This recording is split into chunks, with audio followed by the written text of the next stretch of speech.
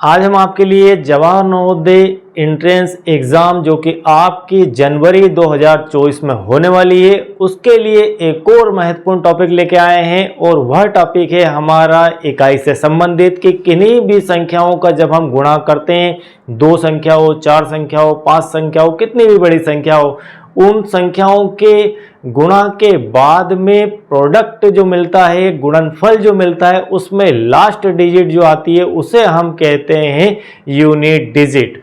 ठीक है, इकाई का अंक। तो इकाई का अंक कैसे फाइंड किया जाता है, उसकी क्या ट्रिक होती है, उसका क्या बेसिक होता है, आज के लेक्चर में हम समझने वाले हैं। और उससे संबंधित क्वेश्चन किस प्रकार से बनते हैं, आप मान के चलिए कि एक क्वेश्चन इस विषय से संबंधित आपके पास देखने को पेपर में मिल जाता है। तो चलिए स्टार्ट करते हैं आज का टॉपिक। सबसे पहले हम ये देख लेते हैं कि लास्ट में हमने क्या पढ़ा था। लास्ट में हमने विभाजिता के नियम पढ़े थे, डिविजिबिलिटी के रूल्स पढ़े थे, किस प्रकार से 2, 3, 4, 5, 6, 7, 8, 9, 10, 11 का किन्हीं भी संख्याओं में भाग दिया जाता है, डिवाइड किया जाता है उन संख्याओं को इनसे। तो कैसे पता चलता है कि यह इनसे भाग जाएगा या नहीं जाएगा, तो यह हमने प्रॉपर तरीके से कल सारे रूल समझ लिए हैं। और यहाँ पर कुछ इम्पोर्टेंट फैक्ट हैं, आपको याद रखना है। को कभी कभी क्वेश्चन को हमें बिना सॉल्व किए से अर्थ है कि आपको देखकर ही पता करना है कि इसमें क्या होना है, इसका आंसर क्या आएगा। तो कुछ चीज़ें याद करने के लिए भी हमारे पास होती है समझने के बाद में। तो सबसे पहले हम समझते हैं इम्पोर्टेंट फैक्ट। इम्पोर्टेंट फैक्ट का अर्थ है कि यहाँ पर कुछ तथ्य दिए गए हैं कि ये यूनिवर्सल ट्रू है कि ऐसा होता ही है। क्या होता है, जैसे एग्जाम्पल देखते हैं। If A number is made by return A digit 6 time. एक नंबर है, कोई एक संख्या है, उस संख्या को यदि एक डिजिट को 6 बार रिपीट करके बनाया जाए, एक के बाद एक, एक के बाद एक, वही अंक आपका 6 बार आ जाए। जैसे मान लीजिए यहाँ पर एग्जाम्पल दिया है 8 8 8 8। क्या दिया है, 8 से 8 8 8, फिर अगेन 8 8 और 8, कितनी बार हो गया, 3 और 3 6 बार हो गया। तो वह नंबर आपका 6 टाइम एक ही डिजिट को रिपीट करके बनाया गया हो, तो फाइनली इसके अंदर क्या होगा, या 7 से डिवाइड हो जाएगा, या 11 से भी डिवाइड हो जाएगा, और यह 13 से भी पूरी तरह से डिवाइड हो जाएगा। आपको इस प्रकार का कोई नंबर दे दिया जाए और कहा जाए कि ये किस नंबर से डिवाइड हो जाएगा, ऑप्शन दे दिए जाए, तो आपको इन ऑप्शनों में से एक ऑप्शन का चयन वहां पर करना है। नहीं तो आप सारे ऑप्शनों को एक एक करके भाग लगाते रहेंगे तो आपका वहां पर 10 से 20 मिनट खर्च हो जाएगा। तो वह बचाने के लिए ही हमें कुछ फैक्ट दिए होते हैं। मैं हर पार्ट पढ़ाने से पहले आपको कुछ अनिवार्य चीज़ें होती है याद रखने के लिए, वो भी बता देता हूं। तो आपको यह याद रखना है कि जब भी कोई डिजिट 6 टाइम एक ही नंबर हो, आप कोई नंबर ले लीजिए, आप 7 ले लीजिए, 5 ले लीजिए, 8 ले लीजिए, आपको जो अच्छा लगे। आप ऐसा ले सकते हैं 3 3 3, अगेन 3, एक और 3 और एक और 3, ये हो गया आपका 6 बार। इसमें भाग जा सकता है 7 का, 11 का और 13 का। इन तीनों का भाग पूरी तरह से चला जाएगा। यदि आप 7 का भाग इसके अंदर देंगे तो आपको शेषफल कुछ भी नहीं मिलेगा, रिमाइंडर यहाँ पर 0 मिलेगा।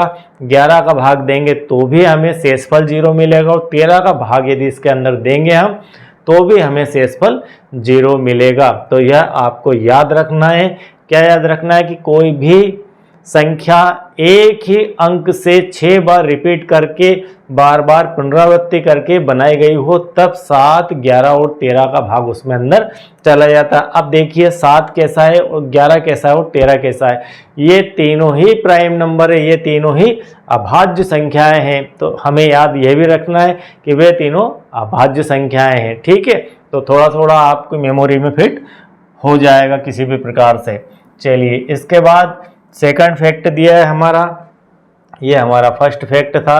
सेकंड फैक्ट है if A number is made by writing. मैं इस पर क्वेश्चन भी आपसे करवाऊंगा।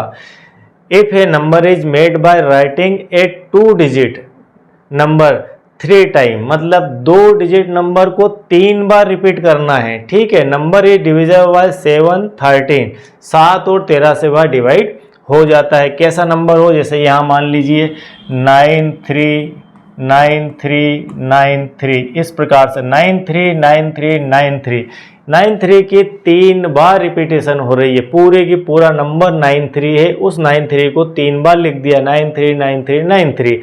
आप ऐसा लिख दीजिए 292929, तो यह भी आपका 29 3 बार रिपीट हो चुका है। आप कुछ भी लिख लीजिए, 313131 लिख लीजिए, ये 3 बार लिखा। अब इस प्रकार से आने वाले जो नंबर होते हैं, संख्याएं होती है, इनमें 7 और 13 से भाग चला जाता है। कुल मिलाकर इनके अंदर किससे, एक तो 7 से और एक 13 से। अभी इसके अंदर पिछले में हमारा 11 था, अब इसमें से 11 हट चुका है, 7 और 13 ही बचता है, 7 और 13 बचता है। 7 और 13 से ये पूरी तरह से विभाजित हो जाएगी। तो हमें कुछ क्वेश्चन आपको एग्जाम में सॉल्व करने के लिए आते हैं, कुछ स्मार्टनेस के आते हैं और कुछ आपके याददाश्त मेमोरी के आधार पर भी क्वेश्चन आते हैं। तो इस प्रकार के क्वेश्चन आपकी मेमोरी के लिए होते हैं कि आप कुछ याद करके आए हैं घर से, तो उसका यूज़ करके आप यहाँ 1 से 2 क्वेश्चन आपको इस टाइप के मिल जाएंगे, जहाँ आपकी याददाश्त का काम रहेगा कि आपने याद किया है या नहीं है। यदि आप इसे करने बैठेंगे वहाँ पर, तो आपको 10 से 20 मिनट लग जाएंगे, और 10 से 20 मिनट लगने का अर्थ है कि आप वहाँ पर दूसरे बच्चों से 10 क्वेश्चन पीछे हो गए। ठीक है, तो हमें ये चीज़ें याद रखना है। इसके बाद आगे बढ़ते हैं। तो ये आपका दूसरा फैक्ट था, और तीसरा फैक्ट, ज़्यादा फैक्ट नहीं है, 3 फैक्ट है मात्र। If A number is made by repeating A 3 digit, यहाँ पर क्या था, सिंगल डिजिट को रिपीट किया हमने, यहाँ क्या किया, 2 डिजिट को रिपीट करा है, और यहाँ क्या कर रहे हैं हम, 3 डिजिट को रिपीट कर रहे हैं। नंबर 2 टाइम, 3 डिजिट को रिपीट करेंगे हम 2 टाइम। यहाँ 2 नंबर को रिपीट करा था 3 टाइम, और यहाँ 3 नंबर को रिपीट कर रहे हैं 2 time. Then the number is divisible by 7 11 and 13, इसमें भी 7 11 और 13 का भाग जा सकता है। ठीक है, अब क्या करना, हमें 3 डिजिट वाले नंबर को रिपीट करना है। जैसे यहाँ पर एग्जांपल 973 दिया है, 973973, यहाँ पर 973 को 2 बार रिपीट किया गया है। तो 2 बार रिपीट करने से इसके अंदर 7 और 11 और 13 तीनों का भाग चला जाएगा। किसका चला जाएगा, 7 11 और 13 का भाग चला जाएगा। तो यहाँ पर सिर्फ 7 11 और 13 ही है, तो 7 11 13 का भाग कब चला जाता है, जब 3 डिजिट को 2 बार रिपीट किया जाए, या फिर सिंगल डिजिट को 6 बार रिपीट किया जाए। तब दोनों ही परिस्थिति में यहाँ पर 7 11 और 13 का भाग चला जाता है। और तीसरी कंडीशन ये है, जो दूसरी पोजीशन पर हमने दिखाई थी, कि 2 डिजिट, ठीक है, 2 डिजिट को हम रिपीट करेंगे 3 टाइम, तो आपका इसमें से 11 अलग हट जाएगा और 7 और 13 बचेगा, 7 और 13 का भाग उसके अंदर चला जाएगा। तो यह आपको फैक्ट याद रखना है, बहुत ही महत्वपूर्ण फैक्ट है। आपको याद रखेंगे आप, तो इसका बेनिफिट आपको कहीं ना कहीं ज़रूर देखने को मिलेगा। चलिए आगे बढ़ते हैं। इसके बाद हमें यहाँ पर बोर्ड पर एक फार्मूला दिख रहा है, फार्मूला है डिविडेंड इक्वल टू, हम इस फार्मूले को अभी जितने लेक्चर हुए उसके अंदर हम चौथी बार पढ़ रहे हैं। इसे 3 बार मैं इसे कंप्लीट करवा चुका हूँ, इसके ऊपर क्वेश्चन भी करवा चुका हूँ, लेकिन फिर भी मैं इस फार्मूले को अगेन लेके आया हूँ, क्योंकि फिर इस चैप्टर के अंदर उसकी आवश्यकता लगेगी। हमारा होल नंबर की जो प्रॉपर्टीज हम पढ़ रहे हैं उसके अंदर फिर इसकी आवश्यकता लगेगी, और इस बार यह फार्मूला मुख्य रहने वाला है आपको आगे क्वेश्चन बनाने के लिए। ठीक है, इसके ऊपर स्पेशल क्वेश्चन बनने वाले हैं, तो आप इसको ध्यान से समझ लीजिए कि इसका अर्थ क्या है। Dividend equal to divisor into quotient plus remainder, Hindi में इसे कहते हैं भाज्य बराबर भाजक गुणित भागफल प्लस शेषफल। भाजक वह होता है जिसका हम किसी भी संख्या के अंदर भाग देते हैं, भाज्य वह होता है जिसमें किसी संख्या का हम भाग देते हैं, और भागफल वह होता है जो हमें भाग देने के बाद उत्तर के रूप में प्राप्त होता है, और शेषफल वह होता है जो उत्तर आने के बाद हमें रिमाइंडर के रूप में या शेषफल के रूप में नीचे की तरफ बच जाता है। और रिमाइंडर हमेशा आपके भाजक से छोटा होता है या कम होता है, यह एक मुख्य प्रॉपर्टी है। ठीक है, एक चीज हम यहाँ पर समझते हैं। क्या चीज समझते हैं? हम मान लीजिए 5 का डिवाइड कर रहे हैं 33 के अंदर। 5 से आपने डिवाइड किया 33 को, आप यहाँ पर 6 टाइम 5 6 के 30, ये आपने डिवाइड किया। अब आपके पास यहाँ बचता है 3। अब यहाँ पर क्या इंडिकेट हो रहा है? हम यहाँ पर देख पा रहे हैं कि 3 हमारा शेषफल है। ठीक है, इसके ऊपर बड़ी बड़ी थ्योरम बनी हुई है, मतलब क्लास 10th के अंदर पूरा का पूरा चैप्टर इतने से पार्ट को लेकर बनाया गया है। तो हायर एजुकेशन के अंदर यूक्लिड लेमा थ्योरम इस टाइप से करके बहुत बड़ी बड़ी थ्योरम मिलेगी, तो आप इसे हल्के में ना लें कि यह क्लास 5th और 6th में बहुत छोटा है रूप इसका, लेकिन यह बहुत इंपॉर्टेंट चीज़ है। ठीक है, तो शेषफल यहाँ पर 3 बच रहा है। इसका अर्थ क्या है? इसका अर्थ यह है कि कभी भी जो है शेषफल या आपका जो रिमाइंडर है हमेशा ऑलवेज इससे कम होगा। किससे कम होगा? आपके 5 से यह कम होगा, जिस भी संख्या का आप भाग लगा रहे हैं। कुल मिलाकर जो भाजक है आपका, उस भाजक से यह शेषफल हमेशा छोटा होगा। फाइनल पहली बात क्या समझ में आई? क्या समझ में आई? कि आपका 3 < 5 होगा।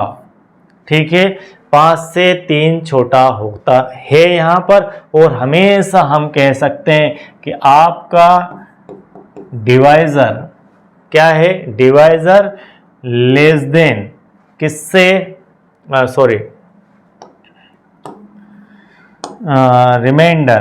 रिमाइंडर लेस देन आपका डिवाइजर। ठीक है, डिवाइजर से रिमाइंडर हमेशा छोटा होगा, यह बात आप ध्यान में रख लीजिए। क्यों होगा उसकी हम चर्चा अभी करते हैं। पहली चीज आप ये दिमाग में रख लीजिए कि हमेशा आपका जो शेषफल है वह इससे छोटा होगा। अब कंडीशन हम बदलते हैं। अब कंडीशन हम ये कर देते हैं कि हम 5 का भाग लगाते हैं 34 के अंदर, तो 5 6 के 30। अब यहाँ पर बचते हैं आपके पास 4। ठीक है, एक कंडीशन ये हो गई। इसके बाद एक कंडीशन और नई बनाते हैं हम। आप 5 का भाग लगाइए 35 के अंदर, तो 5 7 35। आपके पास बच जाएंगे यहाँ पर 0। तो यहाँ 0 बच गया, यहाँ 3 बच गया, यहाँ 4 बच गया। 1 कब बचता? अब आप 1 की कंडीशन देख लीजिए। 5 का भाग आप लगा रहे हैं 31 में, तो 5 6 के 30 और यहाँ पर बचेगा 1। इसी प्रकार से आप 5 का भाग लगाएंगे 32 के अंदर, तो आपको 5 6 के 30 और बच जाएगा फाइनली 2। तो एक बार आपका 1 बच रहा, एक बार 2 बच रहा, एक बार आपका 3, एक बार 4 और एक बार 5 बचना चाहिए था आपके हिसाब से कंटिन्यू, जैसा मैं बोल रहा था। लेकिन 5 नहीं बचेगा, 5 नहीं बचेगा, उससे पहले ही वो उड़ जाएगा और यहाँ पर 0 आ जाएगा। कुल मिलाकर शेषफल कितने प्राप्त होते हैं? शेषफल हमें 1 आता है, 2 आता है, 3 आता है, 4 आता है और 0 आता है। कुल मिलाकर अब आप इसे ऐसा समझिए कि शेषफल क्या क्या आ सकता है। शेषफल 0 आया, 1 आया, 2 आया, 3 आया और 4 आया। शेषफल कभी भी आपके पास 5 नहीं आएगा। तो हमने अभी कहा कि आपका जो भाजक है उससे हमेशा शेषफल छोटा ही आएगा। तो यहाँ पर भाजक हमारा 5 है, तो 5 से छोटा ही शेषफल आएगा, उससे बड़ा भी कभी भी शेषफल नहीं हो सकता है। समझ गए बात आप? तो यह आपको याद रखना है। इस बेसिक का बहुत ही तगड़ा यूज आपको क्वेश्चनों के अंदर होने वाला है। ठीक है, तो यह हुआ हमारा इसका बेसिक। इसे हम किस प्रकार से देखते हैं, वह इसलिए क्योंकि 5 का भाग लगा रहे हैं। जैसे ही यहाँ पर 5 आएगा तो उससे पहले ही 5 यहाँ पर भाग के रूप में चला जाएगा और 1 अंक यहाँ बढ़ जाएगा और यह खत्म होकर 0 हो जाएगा। तो हमेशा यहाँ आपका भाजक से छोटा ही शेषफल देखने को मिलेगा। अब हम इस शेषफल को प्लस करना और माइनस करना आगे आपको बताएंगे कि किस प्रकार से किया जाएगा। उसकी थ्योरी थोड़ी सी अलग है, तो इसके बाद हम समझते हैं उसके भी। चलिए, ये भाज्य भाजक भागफल और शेषफल, क्वोशिएंट, डिविडेंड, डिवाइजर और रिमाइंडर, इस प्रकार से यह होता है। अब एक चीज़ और समझते हैं इसके बाद हम, कि हम यहाँ पर यह कह दें कि 32 में क्या ऐड किया जाए। समझना आपके 32 में क्या ऐड किया जाए कि यह पूरी तरह से 5 से डिवाइड हो जाए। Number 1 question. नंबर 2 क्वेश्चन है कि 32 में क्या माइनस किया जाए कि यह पूरी तरह से 5 से डिवाइड हो जाए, पूरी तरह से डिविजिबल रहे इससे। तो आपको यह फाइंड करना है। ये समझ लीजिए आपके एग्जाम का एक क्वेश्चन मैंने तैयार कर दिया है कि यहाँ पर इस प्रकार से एक क्वेश्चन आएगा। हम क्वेश्चन भी करेंगे, लेकिन अभी बेसिक में आपको मैं थोड़ा अवगत करवा देता हूँ। तो के लिए हम ऐसा लिखते हैं 5 डिवाइड बाय 32, तो यहाँ पर 6 टाइम, ये हो गया आपका 5 छके 30 और यहाँ बचता है आपके पास 2। अब परिस्थिति ये बनती है, हम लिख रहे हैं कि पूरी तरह से भाग चला जाए। क्या लिख रहे हैं? पूर्णतः भाग चला जाए। पूर्णतः भाग का अर्थ है कि 0 शेषफल बचना चाहिए। पूर्णतः का मतलब है कि रिमाइंडर आपका क्या होना चाहिए? 0। आपका जो शेषफल है वह क्या बचना चाहिए? 0। यदि इस प्रकार से 0 0 बच जाता है तो हम कहेंगे पूरी तरह से भाग चला गया। अभी पूरी तरह से भाग नहीं गया, इसीलिए हमने क्वेश्चन फिट किया है कि 5 का भाग चला जाए। कब चला जाए? जब 32 में ऐसी संख्या जोड़ें हम। तो क्या संख्या जोड़ें, यही हमें फाइंड करना, यही हमें ज्ञात करना है। तो हमें यहाँ पर इस 2 को फोकस करना है, इस 2 को मुझे हटाना है। ठीक है, इस 2 को हटाना है। तो इसके 2 तरीके हैं। मैं इसमें कुछ जोड़कर और कुछ घटाकर 2 तरीके से इस 2 को हटा सकता हूँ। मुझे कुछ जोड़ना है, तो क्या जोड़ना है 2 में? तो हम जोड़ने के लिए कहेंगे कि जब हमें कहा जाए कि क्या जोड़ना है, तो हमें बनाना है 5। ठीक है, हमें क्या बनाना है?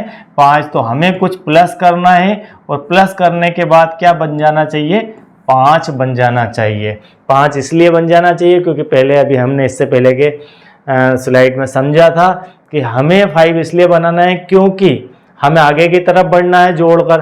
तो बढ़ना किधर है? 32 से आगे बढ़ना, 32 से 33, 34 और 35। तो हम 5 बनाने के लिए क्या जोड़ देंगे? तो सिंपल सी बात है, 5 बनाने के लिए हम इसमें +3 जोड़ देंगे तो हमारा 5 बन जाएगा। मतलब +3 जोड़ देंगे तो यहाँ हो जाएगा 32 और 3 35, और 35 के अंदर जब हम 5 का भाग लगाएंगे तो आपका पूरी तरह से 0 हो जाएगा। तो आपका क्वेश्चन नंबर 1 का सॉल्यूशन इस प्रकार से होता है, 32 + 3 = हो जाएगा 35। और जब आप 35 में 5 से डिवाइड करेंगे तो आपका यहाँ पर 7 टाइम और बच जाएगा 0। तो हम कह सकते हैं कि ये पूरी तरह से भाग चला गया। कैसे ढूंढा हमने 3 को? हम इस रिमाइंडर को क्या बनाएंगे? 5 बनाएंगे। 5 बनाने के लिए क्या घट रहा है हमारे पास? 3 कम पड़ रहा है, तो हम इसमें 3 ऐड कर देंगे। अब दूसरा यहाँ पर, ठीक है, दूसरा ये है कि क्या घटाया जाए। अब क्या घटाया जाए? तो हमें 5 नहीं बनाना है। अब क्या घटाया जाए? इस रिमाइंडर को मुझे 0 बनाना है। इस रिमाइंडर को क्या बनाना है? 0। तो मैं यहाँ लिखता हूँ, इस रिमाइंडर को में क्या घटाना है कि हमें घटाने के बाद वह बन जाए 0। तो हम 2 में से यहाँ पर क्या घटा देंगे? हम 2 ही घटा देंगे तो हमें 0 मिल जाएगा। ठीक है, तो 2 में हम 2 माइनस कर देते हैं, मतलब 32 में से हम 2 माइनस कर देंगे। ये 2 हमें कहाँ से मिला? ये 2 मिला, इस रिमाइंडर को मुझे हटाना है, इसलिए मैं 2 को इसमें से माइनस करूंगा। जब मैं 32 में से, ये रिमाइंडर में से माइनस नहीं हो रहा, यह 32 में से ही माइनस हो रहा, लेकिन रिमाइंडर आपको यह बात बता रहा है कि इसमें से इतना कम करने से आपका भाग पूरी तरह से चला जाएगा। तो हम 32 में से 2 कम कर देंगे तो हमारे पास बच जाएगा 30, और 30 में जब हम 5 का भाग लगाएंगे तो 5 छके 30 पूरी तरह से कंप्लीट चला जाएगा। तो यहाँ पर भी 0 आ गया और यहाँ पर भी 0 आ गया। तो पूरी तरह से भाग जाने का अर्थ है कि हमें रिमाइंडर 0 लाना है। तो रिमाइंडर 0 लाने के 2 तरीके हैं, एक जोड़कर और एक घटाकर। तो जोड़ने में हमें इस 5 का ध्यान रखना है कि इससे ऊपर नहीं जाना है। तो 2 है तो यहाँ पर 3 जोड़ दो, तो यहाँ 5 बन जाएगा। 5 बन गया मतलब 32 में 3 जोड़ दो। तो हमें यह 3 लाने का तरीका है 5 से। हम 5 को देखकर 3 फाइंड कर रहे हैं। 3 हमें प्राप्त हो रहा है, 5 को देखकर पता चल रहा है कि हमें 3 जोड़ना है। जब यहाँ पर मान लो कोई नया नंबर हो, कोई दूसरा संख्या हो, दूसरी संख्या हो, तब हमें इसके इक्वल इसे करने के लिए कितना जोड़ना पड़ेगा, वहाँ से हमें उसका पता चलेगा। और 0 लाने के लिए बिल्कुल सिंपल सी बात है कि जो रिमाइंडर है उतना ही इसके अंदर से घटा देना है, तो हमें 0 मिल जाएगा। जब इसके क्वेश्चन करेंगे तो और बेहतर समझ में आ जाएगा। बस यही इसका मूल कॉन्सेप्ट है। इसके बाद इस प्रकार के क्वेश्चन आपके एग्जाम में आते हैं। चलिए आगे बढ़ते हैं। इसके बाद हमारा है इकाई के अंक से संबंधित क्वेश्चन। ठीक है, एक क्वेश्चन यहाँ पर बन जाता है।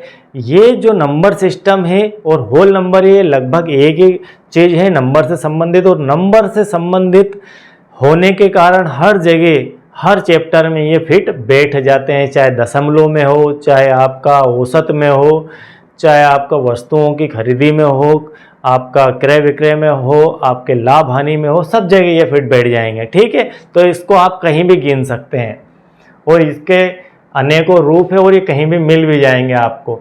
इकाई का अंक, unit digit in the multiplication of numbers. If we want to the unit digit in the multiplication of some number, we can do so by multiplying only the unit digit of the giving numbers। अब इसका अर्थ क्या होता है? इसका ये अर्थ है कि आप जब भी किन्हीं संख्याओं का आपस में गुणा करेंगे तो आपको इकाई के स्थान पर कौन सा अंक मिलेगा। ठीक है, जैसे मान लीजिए हमने 2 का मल्टीप्लाई 12 से किया, तो फाइनली हमें इकाई के स्थान पर क्या मिलेगा, यहाँ 12 दूना 24 करेंगे तो इकाई के स्थान पर हमें मिल जाता है 4।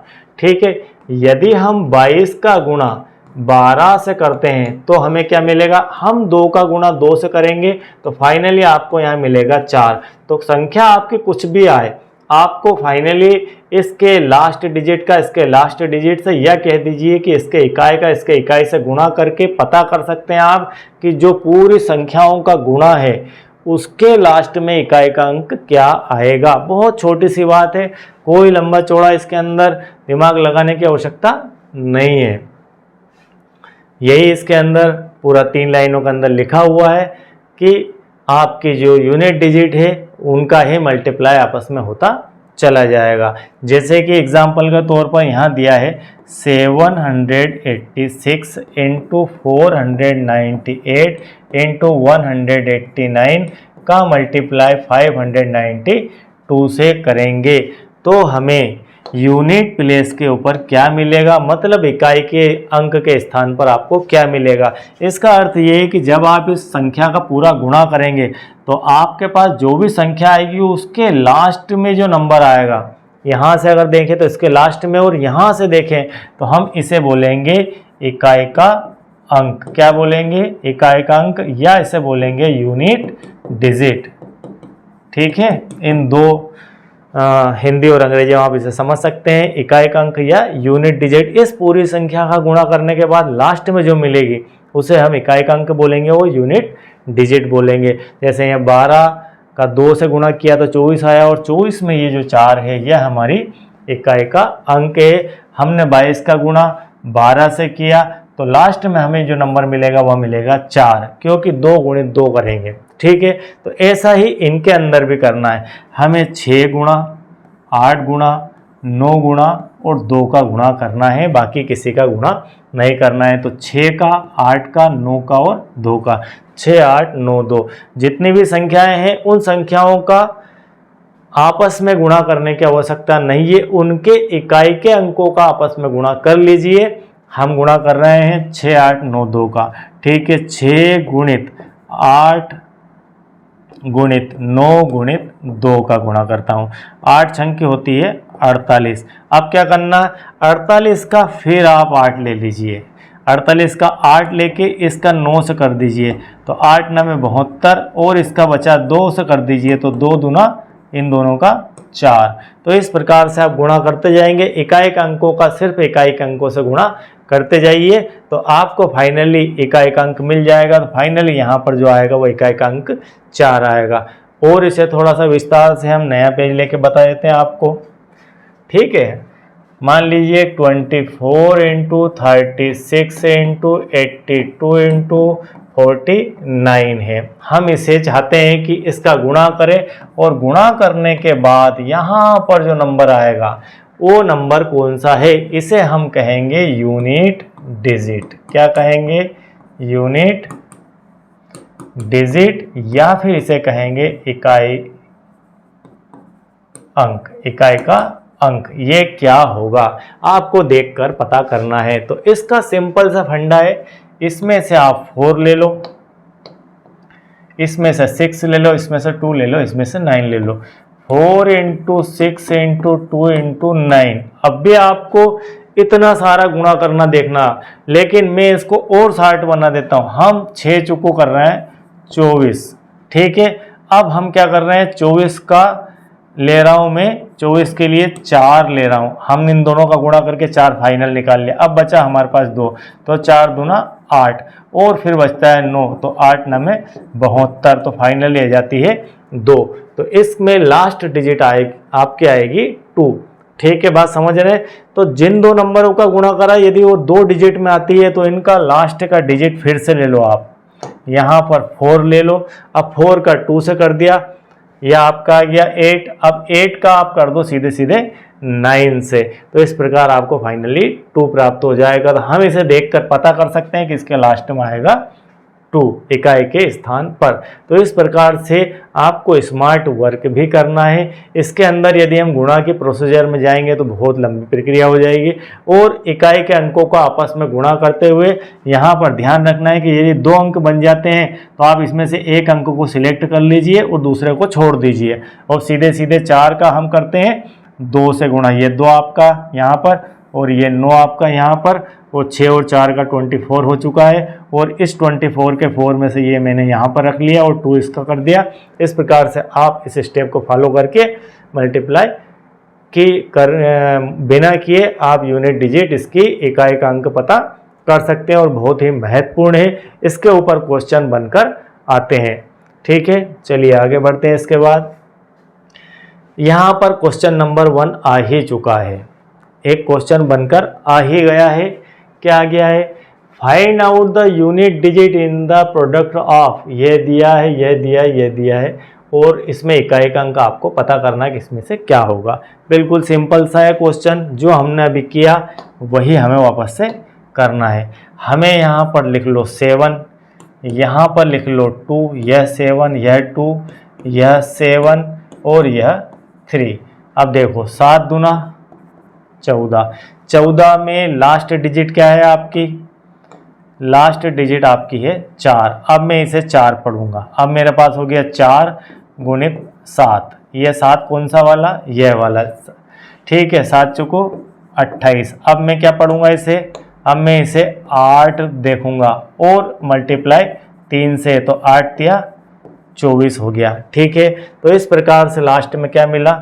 4 मिला, तो यह फाइनल आंसर 4 हो जाएगा। अब आप समझ गए होंगे कैसे गुणा करना है। कई तरीके हैं गुणा करने के, इसके विपरीत भी इधर गुणा कर सकते हैं आप चाहें कि 7 गुणित 2 गुणित 7 गुणित 3 आप इस तरफ से गुणा करके लाएं, या इन दोनों का पहले कर ले, तो 7 दूना 14 और 7 या 21, और हम लास्ट का फिर गुणा कर देते हैं 4 गुणित 1 मतलब 4। इस प्रकार से भी आप गुणा कर सकते हैं, ठीक है। ये दूसरा तरीका हो गया। अब आप ऐसा चाहते हैं कि हम इस प्रकार से करें 2 गुणित 7 गुणित 3, हम पहले इन दोनों का करें 7 दूना 14 का 4, और इस 4 का गुणा कर देते हैं 7 से, इस 7 से कर दिया तो यह हो गया 28, और यह 3 बचा है, तो इस 8 का इस 3 से गुणा कर देता हूं, तो 8 या 24, यह बच जाएगा 4। आप किसी भी प्रकार से गुणा इसका कर सकते हैं। किन्हीं भी 2 डिजिट का, 2 अंकों का, 2 संख्याओं का आपको गुणा करना है, तो उनके लास्ट डिजिट यूनिट डिजिट या इकाई के स्थान पर जो अंक है उसका गुणा पहले कर लीजिए और बस इकाई का इकाई से ही करते चले जाइए। आपको दहाई का यूज़ इसमें करना ही नहीं है। तो आपको फाइनली पता चल जाएगा कि इसके लास्ट में क्या आने वाला है। तो इसकी जो इकाई का पोजीशन का अंक रहेगा वह आपका 4 ही रहने वाला है। ठीक है, तो इस प्रकार के आपको स्मार्ट क्वेश्चन एग्जाम में पूछे जाते हैं। चलिए आगे बढ़ते हैं। इसके बाद What should be added to 65? मैंने कहा था आपसे कि नंबर सिस्टम और होल नंबर आपका कहीं भी जा सकता है, किसी भी चैप्टर के अंदर उचक कर आ जाएगा। तो यह आपका 65 degree to make it a right angle. यहाँ कहा जा रहा है कि आप समझते होंगे राइट एंगल क्या होता है। राइट एंगल का मतलब होता है हिंदी में समकोण। आप कोण पढ़ कर आए हैं, हमारे बेसिक लेक्चर में हमने कोण सारे बता दिए हैं आपको। तो यहाँ कह रहा है कि क्या जोड़ा जाए 65 में कि आपका एक राइट एंगल या एक समकोण प्राप्त हो जाए। तो समकोण बनने के लिए हम जानते हैं कि एक कोण हो, दो कोण हो, 10 कोण हो, उन सबका योग कितना डिग्री होना चाहिए? 90 डिग्री होता है। मतलब आपका जो समकोण होता है, जो राइट एंगल होता है, वह होता है 90 डिग्री का। अब इसके अंदर आप कितने भी टुकड़ा कर लीजिए, इसमें से वो ऐसा कह रहा है कि यह आपका राइट एंगल है। ठीक है, इस राइट एंगल में एक कोण आपका 65 डिग्री का, यह मान लीजिए आपका 65 डिग्री का एंगल है। तो यह बाकी का जो एंगल है इसे मैं x मान लेता हूँ। यह कितने डिग्री का एंगल आपका होगा। ठीक है, to make added to 65 to make मतलब इस 65 डिग्री के एंगल में क्या जोड़ा जाए कि वह एक राइट एंगल बन जाए या 90 डिग्री का एंगल बन जाए। तो हम क्या जोड़ देंगे? हम जानते हैं कि समकोण की वैल्यू होती है 90 डिग्री। तो हम यहाँ पर लिखेंगे x + 65, ऐसा समझ लीजिए, इसे इक्वल टू 90 हो जाएगा। तो x = 90 - 65, तो x = 65 और 5 70, और तो यहाँ हो गए आपके 25 डिग्री का एंगल आपको मिलना चाहिए। ठीक है, 25 डिग्री का एंगल अगर आप इसमें ऐड कर देंगे तो आपका यह 90 डिग्री का कोण बन जाएगा। तो यहाँ पर मैंने आपको सिर्फ यह बताया कि आप नंबर सिस्टम को ज़्यादा सीमित ना देखें। यह असीमित क्षेत्र है इसका, यह कहीं भी जहाँ संख्याओं से काम, हर चैप्टर में संख्याएं होती है, संख्याओं से ही काम होता है। 0 से बड़ी संख्याएं या 0 के बाद सारी प्लस में होल नंबर होती है। तो वे सारी संख्याओं से लेकर क्वेश्चन कहीं भी बनाए जा सकते हैं। आपको दशमलव के अंदर भी वह मौजूद है और मिलेगा।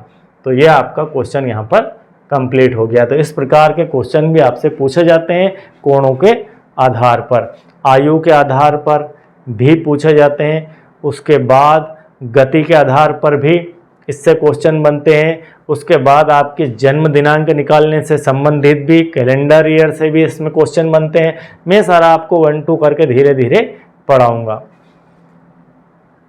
इसके बाद ये क्वेश्चन हम प्रॉपर जो क्वेश्चन है उसके करेंगे। यहाँ पर हमारे लेक्चर की लेंथ काफ़ी हो चुकी है, तो आई होप कि यह बात आपको समझ में आ गई होगी। और यदि आप चैनल के साथ नए हैं, यदि आपने अब तक सब्सक्राइब नहीं किया है तो सब्सक्राइब कर लीजिए और कंटिन्यू जो वीडियोस हैं, जो लेक्चर्स हैं, उनको अटेंड करते रहिए। तो डेफिनेट आप जिस भी एग्ज़ाम को दे रहे हैं आपको फ़ायदा ही मिलने वाला है और आप निश्चित ही सफल होंगे। यदि आप special Navodaya, Gyanodaya, army school और केंद्रीय विद्यालय के एग्ज़ाम की तैयारी कर रहे हैं तो ये स्पेशल इन्हीं का ही बैच है। साथ में ओलंपियाड और नेशनल मेरिट का मेंस के छात्र भी इसका लाभ ले सकते हैं। Thank you very much.